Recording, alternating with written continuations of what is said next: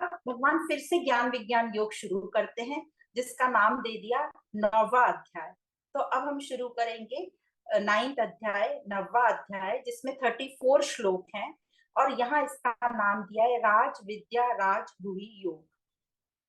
तो जो 7वें अध्याय में ज्ञान विज्ञान योग चल रहा था, जो बीच में अर्जुन ने क्वेश्चन पूछ लिए थे, तो वो यहाँ पर कंटिन्यू कर रहे हैं। और अब यहाँ भगवान कहते हैं कि मैं तुझे अत्यंत ही गोपनीय विज्ञान सहित ज्ञान देता हूं, और मैं तुझे अच्छी तरह दूंगा, क्योंकि तू दोष दृष्टि रहित है, और उसको जानकर तू सभी बंधनों से मुक्त हो जाएगा। तो हम सोच रहे हैं, हम जब पहले पढ़ते थे भगवत गीता, हमें लगता था बस ये जान लिया तो सब क्वेश्चन का आंसर मिल जाएगा और हम भी बंधन से मुक्त हो जाएंगे। पर पढ़ रहे इतने सालों से अब समझ में आ रहा है कि वो कह रहे हैं कि इसको अप्लाई करो, सिर्फ पढ़ लेने से नहीं। तो यह अर्जुन को तो उन्होंने स्पेशल कैटेगरी में रखा है कि मैं तुझे ऐसे ये ज्ञान कहूंगा, जनवा भी दूंगा, जिससे तू मुक्त हो जाएगा।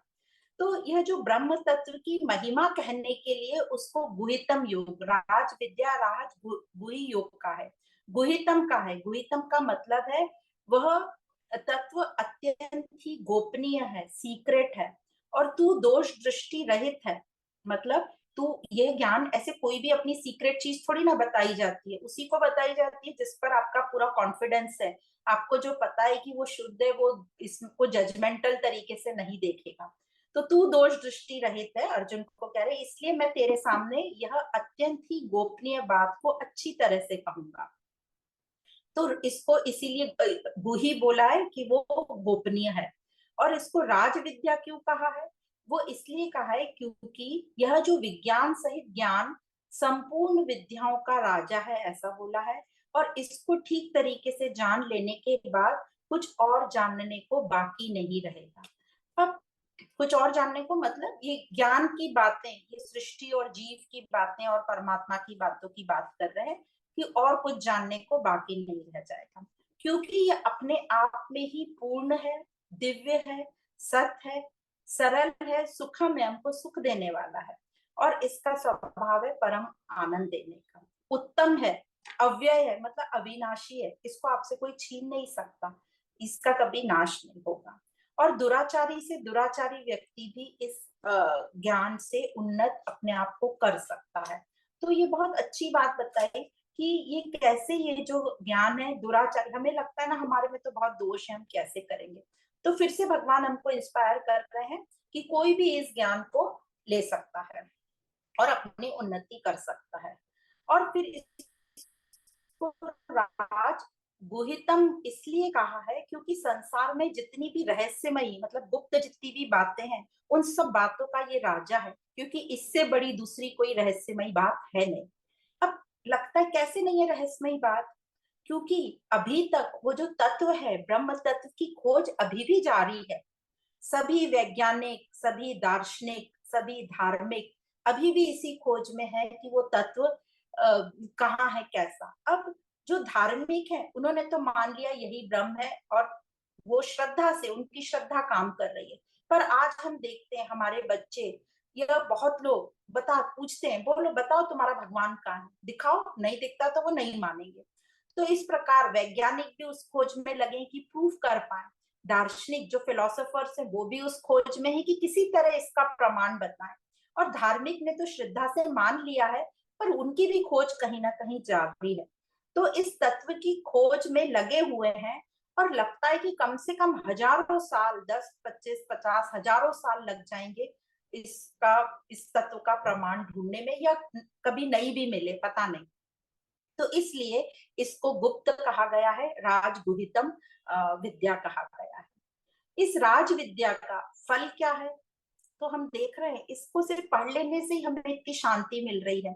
थोड़ा अप्लाई करते हैं तो हमें स्वतंत्रता भी फील होती है, प्रेम भी फील होता है, हमारा, हम निर्भय भी होते हैं, हमारा शोक भी कम होता है, समर्पण भाव आता है, चिंता हमारी कम होती है, और हमें अपने अपने अंदर अपने होनेपन का अनुभव होता है। तो इस प्रकार मतलब जो आनंद स्वरूप है, हमें कभी कभी लगता है हाँ हम आनंद स्वरूप हैं, हमें अपने आप में आनंद आता है। तो इस प्रकार श्री कृष्ण यहाँ से धीरे धीरे हमें तत्व की तरफ ले जा रहे हैं, क्षर से अक्षर की तरफ ले जा रहे हैं, सीमित से, जैसे सृष्टि से भौतिक चीजों से उठाकर हमें असीमित की तरफ ले जा रहे हैं, इनफाइनाइट की तरफ ले जा रहे हैं। और फिर आगे इसी अध्याय में भगवान ने 4 सेंटेंस बोले, जिस पर काफी हम पढ़ते हैं और ध्यान से पढ़ें तो समझ में आ जाए। वो कहते हैं, यह सब संसार मेरे निराकार स्वरूप से व्याप्त है। फिर बोलते हैं, संपूर्ण प्राणी मुझ में स्थित हैं। फिर नेक्स्ट बोलते हैं, परंतु मैं उनमें स्थित नहीं हूं तथा वे प्राणी मुझ में स्थित नहीं है। तो इस प्रकार ये ऐसा लगता है कंट्रोवर्शियल स्टेटमेंट है। तो एक एक सेंटेंस को हम पढ़ेंगे। सबसे पहले उन्होंने कहा, यह सब संसार मेरे निराकार मतलब अव्यक्त स्वरूप से व्याप्त है। तो जैसे समंदर में हर हिस्से में जल है, जैसे हम आभूषण देखते हैं उसके हर हिस्से में स्वर्ण है, उसी प्रकार परमात्मा संसार के कण कण में व्याप्त है। तो इस प्रकार पहले सेंटेंस का मतलब निकला, संसार मेरे निराकार स्वरूप में व्याप्त है। और इस निराकार का कोई भी शेप नहीं है, पर उसमें क्षमता है कोई भी शेप ले लेने की। फिर नेक्स्ट है, संपूर्ण प्राणी मुझ में स्थित है। तो जैसे समंदर में लहरें हैं, समंदर है तो लहरें हैं, माटी है तो माटी के बर्तन हैं, और हम सब जैसे मैं हूं तो मेरे में सपना होगा, तो उसी प्रकार हम सब ब्रह्म में हैं। संसार तभी होगा जब मैं हूं, तो मेरे होनेपन से ही उसका होनापन है। मतलब ब्रह्म है तो हम सब हैं, ब्रह्म है तो संसार है। फिर बोलते हैं नेक्स्ट, जो थर्ड बोला, परंतु मैं उनमें स्थित नहीं हूं। तो जिस प्रकार लहर के बनने बिगड़ने से, जन्मने मिटने से समंदर को कोई फर्क नहीं पड़ता, उसी प्रकार मुझे संसार में, संसार के होने ना होने या उसमें कोई भी गतिविधि होने या ना होने से कोई फर्क नहीं पड़ता। मतलब वो वैरायटी में नहीं, वो बेस है हमारा। फिर नेक्स्ट जो बोला फोर्थ सेंटेंस, वे सब मुझ में स्थित नहीं है। तो पहले बोला था वे सब मुझ में, अभी बोल रहे हैं वे सब मुझ में नहीं है। तो उसका जो क्लैरिफिकेशन वो दे रहे हैं, वो ध्यान से हमें सुनना है, वो हमारे लिए कह रहे हैं। मुझ में यदि वो स्थित होते तो मेरे जैसे होते, क्योंकि जैसे परमात्मा अनादि है, अनंत है, जो कभी मरता जन्मता नहीं, तो हम भी वैसे ही होते। पर हम तो मान रहे हैं अपने आप को कि हम तो जन्म रहे हैं, मर रहे हैं, हमारा क्या होगा, चिंताएं हमें खाई जा रही हैं। इसका मतलब वो कह रहे हैं, यदि वो सब मुझ में स्थित होते तो मेरे जैसे होते। पर प्राणी अपने आप को मेरे में स्थित नहीं मानते, वो अपने आप को मुझसे अलग मानते हैं, इसलिए ये बात कही है। मतलब हम अभी अज्ञान में है, इसलिए ये बात कही है। और फिर वो दुखी होते हैं, माया में फंसे रहते हैं और दुखी रहते हैं, मतलब भरम में रहते हैं और दुखी होते हैं। जैसे एग्जाम्पल दिया, समुद्र की जो में लहरें हैं, वो अपने आप को समुद्र से अलग समझती हैं, या बूंदे अपने आप को अलग समझती हैं। उनको लगता है हमारा अपना अस्तित्व, हम है तो समुद्र की शोभा है, तो वो उनमें चिंताएं रहती हैं, वो जन्मती मरती हैं। पर यही लहरें या बूंदे ये समझ ले कि हम समंदर से हैं, तो उनका पूरा ये जो चिंता है ये खत्म होगी, दुख खत्म होगा और उनमें विशालता आएगी। तो उसी प्रकार हम भी अज्ञान कारण अपने को अलग मानते हैं, इसलिए दुखी होते हैं। यदि हम इस अपनी अज्ञानता का, गलत धारणाओं को समाप्त करें, तो हम भी सुखी हो सकते हैं, चिंता रहित हो सकते हैं। और इसी प्रकार हम पर हमारे में ये जो अहमता ममता है, मैं मेरा है, यही हमको नाश कर देता है, और यही अज्ञान है, और यही हमको परमात्मा से दूर करता है। तो अज्ञानवश हम शर प्रकृति से, मतलब ये परिवर्तनशील भौतिक प्रकृति से बहुत मोहित हो जाते हैं और आसक्त हो जाते हैं। तो भगवान यहाँ पे यही बोल रहे हैं श्री कृष्ण, कि ज्ञान से अपने मोह को दूर कर, मोह को नष्ट कर, और जैसे ये मोह मिटेगा तो परमात्मा में संसार और संसार में परमात्मा, मतलब वासुदेव सर्वम वाला हमें सिद्धांत समझ में आएगा। हर जगह हम परमात्मा को ही देख पाएंगे। तो यहाँ फिर से भगवान बोल रहे हैं कि सब परमात्मा है। तो एक मिनट, उस इसके पहले उन्होंने एक और श्लोक में बोला कि मैं ही उत्पत्ति, स्थिति और प्रलय कराता हूँ, तो ये जो हम अपने आप को अलग मान लेते हैं, हम माया में मोहित हो जाते हैं, इसलिए हमें अपनी उत्पत्ति, स्थिति और प्रलय दिखाई देती है। पर अभी हम अज्ञान में हैं, इसलिए सब परमात्मा है पर मुझे अभी भी नहीं दिखाई देता, और हम संसार में दुखी क्यों रहते हैं। तो फिर से वही एग्जाम्पल बताया गया है कि जिस प्रकार हमें रस्सी का ठीक प्रकार से ज्ञान नहीं होता, इसलिए हमें रस्सी सर्प जैसी दिखती है, और मूल में वो रस्सी है, हमें मूल का ज्ञान नहीं है, इसलिए हमें ब्रह्म का ज्ञान नहीं है, इसलिए हमें संसार दिखाई देता है। और ब्रह्म में वो क्षमता है, माया वाली क्षमता है संसार दिखाने की। जैसे रस्सी में सर्प दिखा, वस्तु रस्सी को हम सर्प ही देखते हैं और कुछ नहीं देखते, जिस प्रकार रस्सी में सर्प या वस्तु जीव का आभास कराने की क्षमता है, उसी प्रकार ब्रह्म में भी वो क्षमता है कि वो हमें इस माया के जाल में मोहित करे। तो ये जो हम मोहित हो जाते हैं, ये अज्ञान है। तो ज्ञान से ही इसी अज्ञान को हमें नष्ट करने को कहा गया है। तो इस प्रकार आगे बोलते हैं श्री कृष्ण कि अर्जुन पूछता है कि हम इस ज्ञान को जानते हुए भी आत्मसात क्यों नहीं कर पाते, कौन हमें रोकता है आत्मसात करने को। तो यहाँ भगवान कहते हैं कि हमारी गलत धारणा। तो जो श्लोक में शब्द बोला है वो बोला है मोघाशा, मोघ कर्मा, मोघ ज्ञाना और विजेतस। तो मोघ का मतलब है गलत धारणा, व्यर्थ की जो बातें हम करते हैं, व्यर्थ की आशा, व्यर्थ के कर्म, व्यर्थ का ज्ञान इकट्ठा करते हैं, और इन सब से हम अविवेकी हो जाते हैं, कंफ्यूज हो जाते हैं और फिर गलत काम में लग जाते हैं। तो ये जो मोह है, व्यर्थ की जो बातों में हमें अटकाता है, वो हमें अपने उद्देश्य से दूर कर देता है और हमें सृष्टि में फंसाए रखता है, और हम उसी सृष्टि में रमते रहते हैं और दुखी होते रहते हैं।